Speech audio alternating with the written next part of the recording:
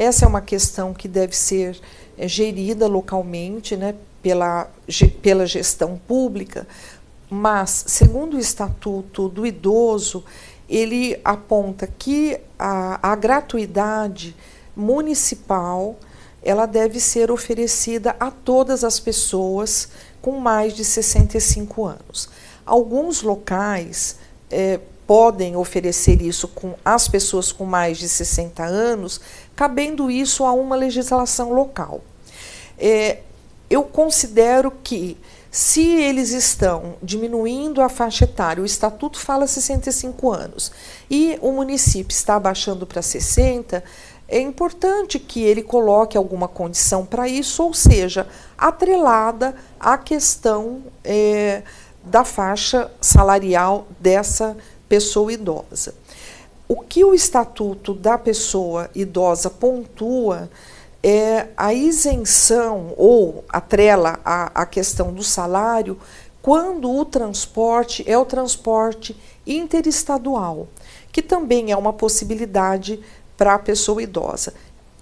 Claro que isso também, embora a pessoa tenha gratuidade, mas existe uma reserva de espaço para que ela possa utilizar o transporte.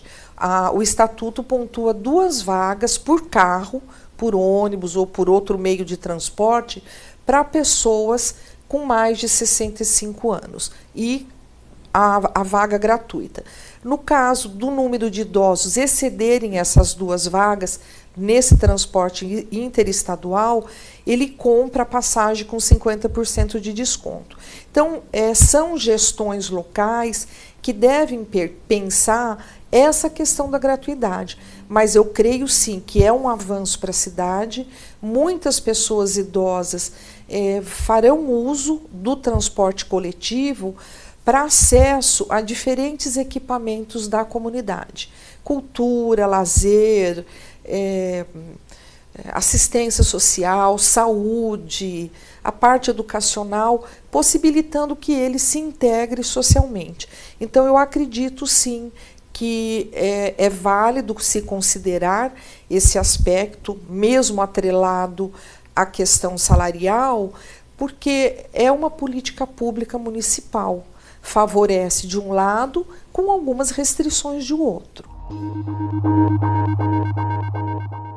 O Guia Prático de Direitos da Pessoa Idosa teve a sua primeira versão realizada pelo Ministério Público e pela Defensoria Pública, e na segunda edição eles nos convidaram, a Unesp, para que participasse da redação desse material e nós atualizássemos em todas as áreas e trazendo para isso a questão educacional. A Unesp ela tem uma característica muito interessante na implantação da Universidade Aberta Terceira Idade.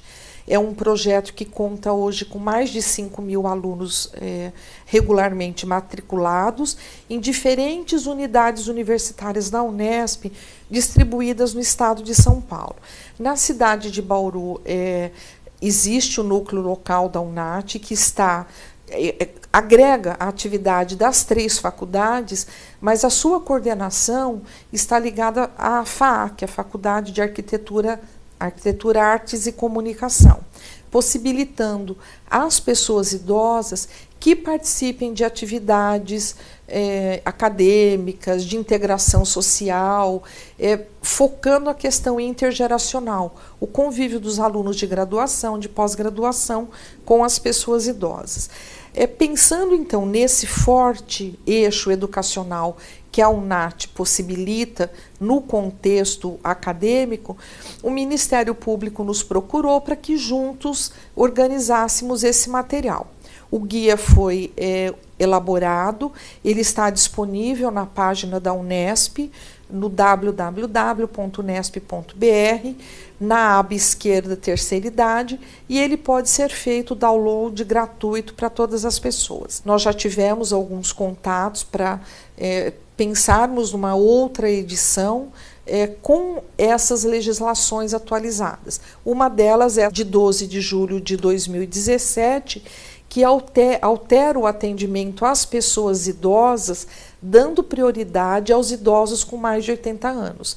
Claro, exceto as situações de emergência.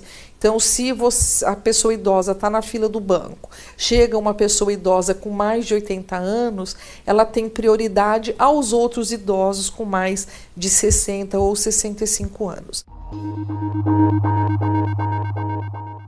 O país, de modo geral, ele precisa começar a olhar essa pessoa que está envelhecendo de uma outra forma, como uma pessoa que ainda é produtiva, que ainda tem o que contribuir, deixando de lado aquela visão equivocada que muitas vezes a pessoa aposenta e ela se isola da vida. Existem algumas definições dentro da área de envelhecimento humano que liga isso à senescência e à senilidade, né? Ou seja, o idoso que está lá esperando a morte chegar, entre aspas, que é um número cada vez menor, ele está ligado à questão da senilidade. O idoso senescente é aquele idoso que é uma pessoa extremamente ativa, participa de atividades culturais, tem autonomia no ir e vir, dirige, participa de diferentes grupos sociais.